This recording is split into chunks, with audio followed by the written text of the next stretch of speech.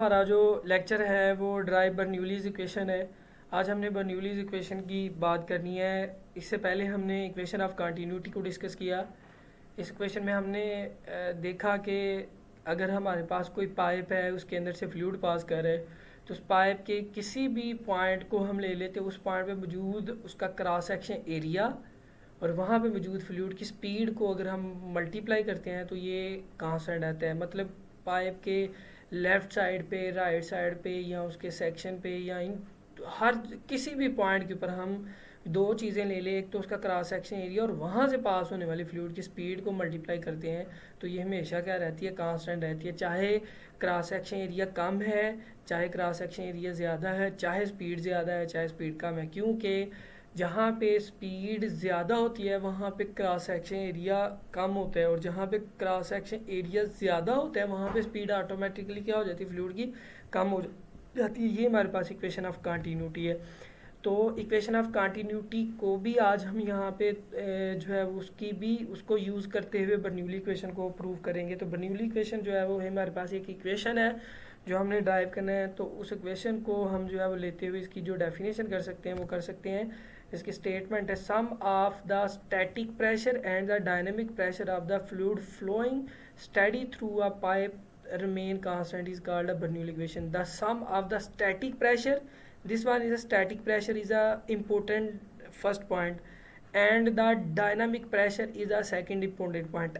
हम यहाँ पे सम लेते हैं स्टैटिक प्रेशर का एंड डायनामिक प्रेशर का of a fluid flowing steady. जब किसी पाइप के अंदर से जो फ्लूइड पास कर रहा है वो स्टडी पास कर रहा है through a pipe remain constant is called a Bernoulli equation. मतलब हमारे पास जो सम होता है स्टैटिक प्रेशर का एंड डायनामिक प्रेशर का, इन दोनों का सम जो है वो किसके इक्वल होगा, कांस्टेंट होगा। इसको हम बर्नौली इक्वेशन कहते हैं। जैसे कि हम यहाँ पे देख सकते हैं बर्नौलीज इक्वेशन का जो फार्मूला है वो P plus rho g h plus half of rho v square is equal to constant. तो यहाँ पे हमारे पास ये कांस्टेंट है। अगर हम यहाँ पे इस फर्स्ट वाली टू टर्म की बात करें, pressure plus rho g H, this one is a static pressure, तो ये हमारे पास स्टैटिक प्रेशर में आता है। और अगर हम यहाँ पे दूसरे इस टर्म की बात करें तो ये हमारे पास डायनामिक प्रेशर आता है। स्टैटिक प्रेशर और डायनामिक प्रेशर का सम हमारे पास किस के इक्वल आता है, कांस्टेंट के इक्वल आता है। तो इसको हम यहाँ पे बर्नौलीज इक्वेशन कहते हैं। तो बर्नौलीज इक्वेशन की नेक्स्ट हम जो है इसको ड्राइव करने जा रहे हैं।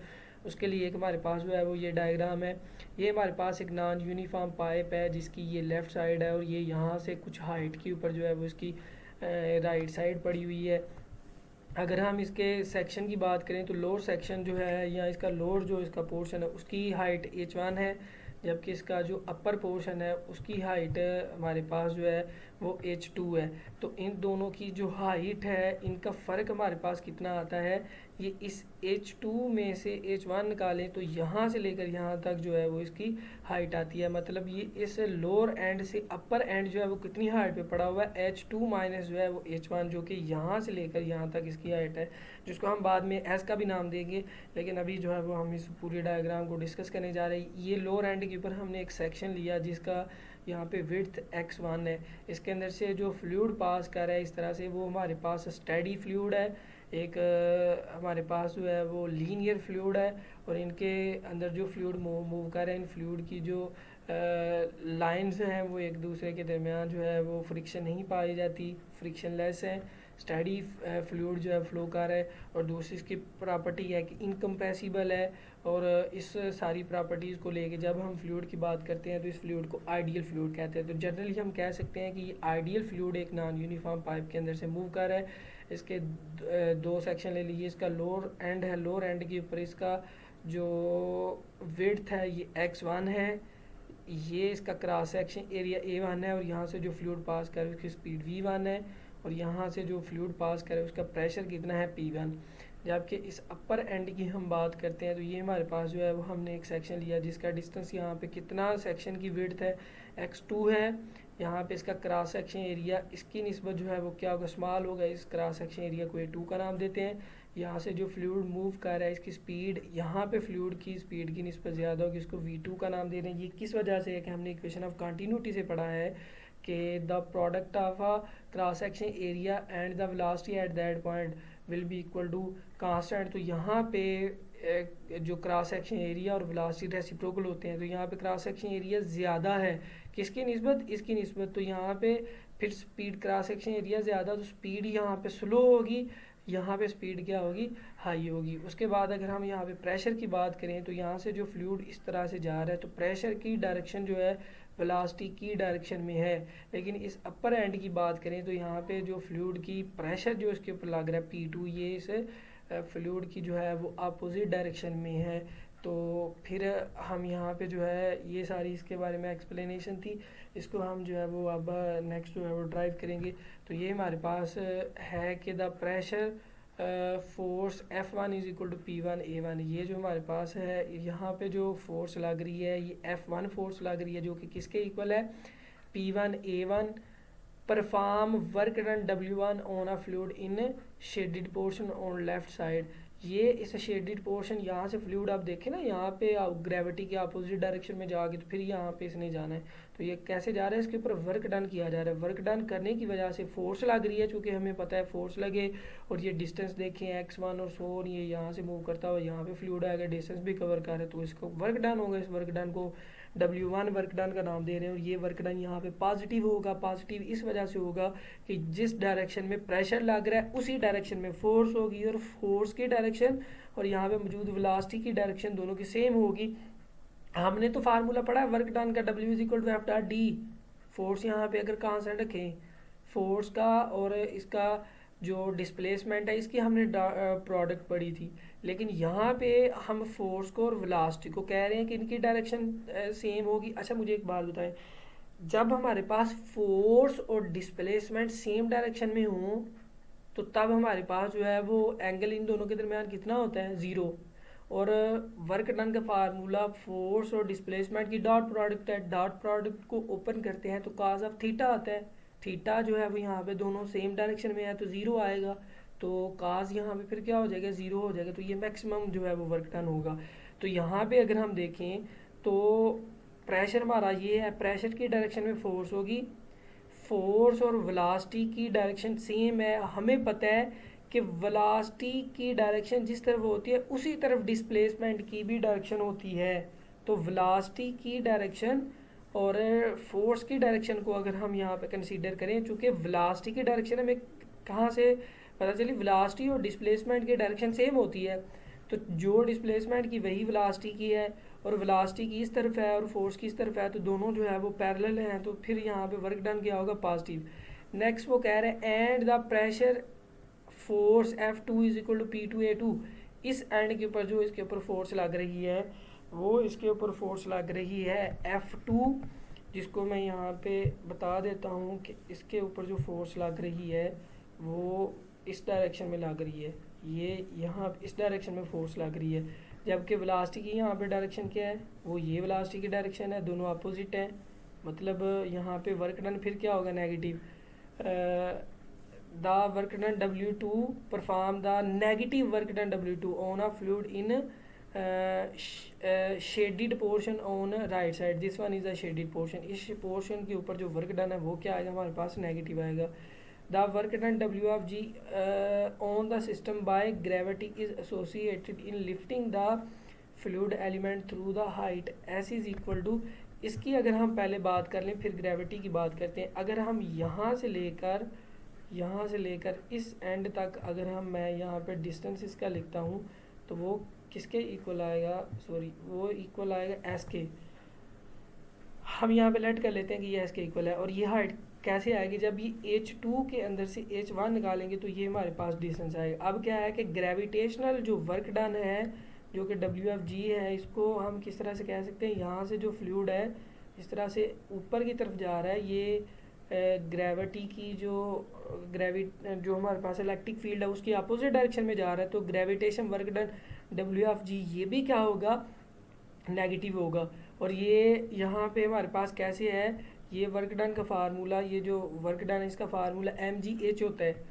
और यहाँ पे h की जगह पे हम क्या लेंगे, s लेंगे, और ये s को हम किसके इक्वल नाम देंगे, H2 माइनस जो है वो H1 के इक्वल होगा। The change in the kinetic energy is equal to work done according to the work energy theorem. हमने थ्योरम में ये किया था कि वर्क एनर्जी प्रिंसिपल हमने उसको नाम दिया था फर्स्ट ईयर के अंदर। उसमें था कि जो वर्क डन होता है वो चेंज ऑफ काइनेटिक एनर्जी के इक्वल होता है, या work done is equal to change of potential energy के इक्वल होता है, या इसके और भी बहुत सारे जो है वो रिलेशन है। Work done is equal to elastic potential energy, work done is equal to gravitation potential energy. तो ये इस तरह से इक्वल होता है। तो यहाँ पे जब हम वो लगाते हैं the change in kinetic energy को डेल्टा काइनेटिक एनर्जी के साथ हम डिनोट करेंगे and equal to work done, और वो किसके इक्वल होगा, वर्क डन होगा। ये हम कहाँ से लिख रहे हैं, according to work energy theorem या प्रिंसिपल। तो ये आप देखिए work done is equal to change of kinetic energy.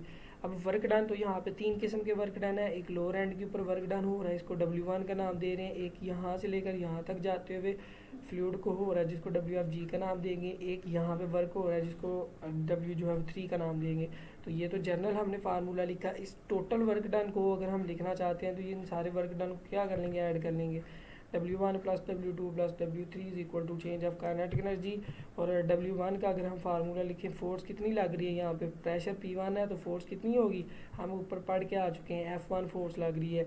और वेक्टर क्वांटिटी है, साथ यहाँ पे डिस्प्लेसमेंट कितना कवर हो रहा है, x1 डिस्प्लेसमेंट कवर हो रहा है, दोनों की डॉट प्रोडक्ट, प्लस ये वर्क डन 2 जो है वो यहाँ पे वर्क डन है।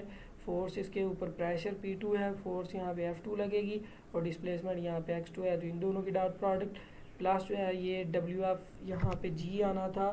ये जो थर्ड वर्क डन है ये हमारे पास WFG है। तो इस वर्क डन की अगर हम यहाँ पे वैल्यू लेते हैं तो कर्सर किधर गया है, ये हमारे पास जो है वो WFG है। इसकी वैल्यू लिखते हैं तो FFG डॉट जो है वो S आता है। यहाँ पे FFG यहाँ से हमारे पास इसके ऊपर फ्लूइड के ऊपर लगने वाली फोर्स है FFG, और ये S1 जो है उसने डिस्टेंस, ये सॉरी S1 नहीं आता, सिंगल जो है वो S है, और ये यहाँ से लेकर यहाँ तक इसने जो डिस्टेंस कवर किया S, और ये equal to change of kinetic energy. तो ये हमारे पास F1 की जगह पे जब हम यहाँ पे वैल्यू, अच्छा इसकी डॉट प्रोडक्ट को ओपन करने लगे हैं, डॉट प्रोडक्ट को ओपन करें तो F1 x1 and cos of 0, force की डायरेक्शन ये है, डिस्प्लेसमेंट की डायरेक्शन भी ये हो कि दोनों सेम डायरेक्शन होने की वजह से cos ऑफ 0 आ जाएगी। ये मैंने अभी आपको एक्सप्लेन किया था। इसकी डॉट प्रोडक्ट को ओपन करें तो इन दोनों का मैग्नीट्यूड और साथ cos, और यहाँ पे एंगल कितना आता है 180 इस वजह से है कि यहाँ पे वेलोसिटी की डायरेक्शन या डिस्प्लेसमेंट की डायरेक्शन और यहाँ पे फोर्स की डायरेक्शन दोनों की अपोजिट होने की वजह से काज आप जो है 180 अपोजिट हो तो एंगल 180 आता है। और ये जो हमारे पास है इसको ओपन करें तो यहाँ पे ये भी 180 आता है। अगर हम यहाँ पे ग्रेविटेशनल फोर्स की बात करें, this one is a gravitation force, और ये डिस्प्लेसमेंट, इन दोनों के दरमियान यहाँ पे एंगल आएगा ना। तो फोर्स की डायरेक्शन हमें पता है ये ग्रेविटेशन फोर्स होती है, इसकी डायरेक्शन नीचे को होती है, जबकि इस डिस्प्लेसमेंट को देखें तो फ्लूइड नीचे से ऊपर जा रहा है तो इसकी डायरेक्शन यहाँ पे ऊपर की तरफ है। तो दोनों के दरमियान यहाँ पे एंगल फिर क्या आएगा 180 के इक्वल आएगा। तो यहाँ पे जो है वो चेंज ऑफ काइनेटिक एनर्जी के इक्वल है। अब हम यहाँ पे वैल्यू पुट करें, F1 किसके इक्वल है P1 A1, यहाँ पे इसकी वैल्यू पुट की, x1 जो है वो डिस्टेंस है तो डिस्टेंस का फार्मूला हम लिखेंगे S is equal to V multiply T। इस फार्मूले से S is equal to V multiply T, तो इस लोअर एंड की जो वेलोसिटी है V1 है और यहाँ पे जो टाइम है वो क्या है T है। तो ये जो है वो इसका हमारे पास x की जगह पे वैल्यू आ जाती है cos 0 1 की इक्वल है। नेक्स्ट जो है वो F2 की वैल्यू यहाँ से ये पुट कर रहे हैं P2 A2, x2 हमारे पास V2 एंड T आ जाएगा। तो यहाँ पे और cos 180 -1 की इक्वल है, ये शुरू में आ जाएगा। FFG जो है वो mg की इक्वल है। S हमारे पास डिस्टेंस कितना है ये हमने कहा था h2 -h1 है, यहाँ पे वैल्यू पुट की, और cos 180 माइनस है तो माइनस शुरू में आ जाएगी, is equal to change of kinetic energy. Next अगर हम यहाँ पे apply the equation of continuity apply करें, ये सारा आपस में प्रोडक्ट हो के सेम इसको हम लिख सकते हैं P1 A1 V1 और T यहाँ पे आ जाएगी, ये माइनस यहाँ पे आ गया। इसको मल्टीप्लाई करें तो हमारे पास आना था P2 A2 V2 and T। यहाँ पे A2 V2 इन दोनों की जगह पे हम जो वैल्यू लगाएंगे A1 V1, यहाँ पे डायरेक्टली ये वैल्यू लगा रहे हैं, P2 ऐसे ही आ जाएगा और यहाँ पे T जो है वैसे आ जाएगा, माइनस ये आ गया, mg आ गया, h2 -h1 is equal to ये सेम जो है वो हमारे पास आ जाएगा। नेक्स्ट अगर हम यहाँ पे देखें तो ये जो लेफ़्ट साइड के पे जो हमारे पास ये जो टर्म है A1 V1 T P1 minus A1 V1 T into P2 था, तो यहाँ से जब हमने A1 V1 T कॉमन है इसको शुरू में ले लेंगे तो हमारे पास P1 माइनस P2 आ जाएगा और minus mgh2 minus h1 is equal to kinetic energy, ये सेम आगे आ जाता है। नेक्स्ट अगर हम यहाँ पे देखें तो V1 और T की जो प्रोडक्ट है ये x1 की इक्वल आ जाएगी, तो A1 x1 P1 minus P2 और ये mgh2 minus h1 is equal to change of kinetic energy. अगर हम यहाँ पे किसी भी सेक्शन का लोअर सेक्शन की ये वैल्यू है A1 और x1, इसकी प्रोडक्ट जो है वो किसके इक्वल होगी, वॉल्यूम की। चूँकि हमें पता है एरिया और विड्थ को आपस में मल्टीप्लाई करें तो वहाँ पे मौजूद जो भी चीज़ होती है उसका वॉल्यूम आ जाता है। तो ये लोअर एंड का वॉल्यूम है P1 minus P2 minus mgh2 minus h1 आ जाता है। वॉल्यूम को अगर हम यहाँ पे देखिए ये जो हमारे पास वॉल्यूम इसकी वैल्यू अब हमने देखनी है, तो इसका वैल्यू जो है वो डेंसिटी से लेंगे। Density is equal to mass per unit volume है।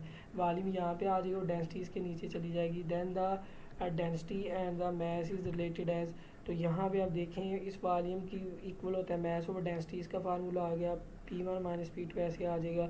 ये mgh2 माइनस h1 को इसको ओपन करेंगे तो ये mgh2 और माइनस माइनस से प्लस होके mgh1 आ जाएगा। इसको फिर हमने यहाँ पे ऐसे लिख और प्लस ये चेंज ऑफ काइनेटिक एनर्जी किसके इक्वल होता है 1/2 mv2 स्क्वायर माइनस ये चेंज ऑफ काइनेटिक एनर्जी जो है वो अपर पॉइंट के ऊपर जो उसकी काइनेटिक एनर्जी है माइनस लोअर पॉइंट के ऊपर जो काइनेटिक, इनका हम यहाँ पे चेंज ले लेंगे। उसके बाद अगर हम इस सारी टर्म में देखें m हर एक में सेम आ रहा है, इस साइड से भी m कॉमन लेंगे, इस साइड से भी m कॉमन लेंगे, इसको काट देंगे। नेक्स्ट हमारे पास काटने के बाद ये इक्वेशन आ जाएगी।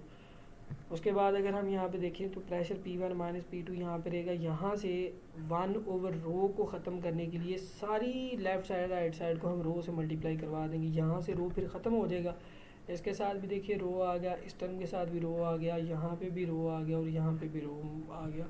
उसके बाद अगर हम यहाँ पे देखें दोनों साइडों पे 1 वाली टर्म यहाँ पे भी है, 1 वाली यहाँ पे भी है, 2 वाली लेफ़्ट साइड राइट साइड दोनों साइडों पे है। तो ये मिक्सचर हुआ है पहले फर्स्ट वाली टर्मों का और सेकंड पॉइंट पे जो मौजूद सारी टर्म्स हैं उनका मिक्सचर हुआ है। तो हम यहाँ पे अलग-अलग कर लेते हैं। 1 वाली सारी टर्म को एक साइड पे ले जाते हैं, 2 वाली को एक साइड पे ले जाते हैं।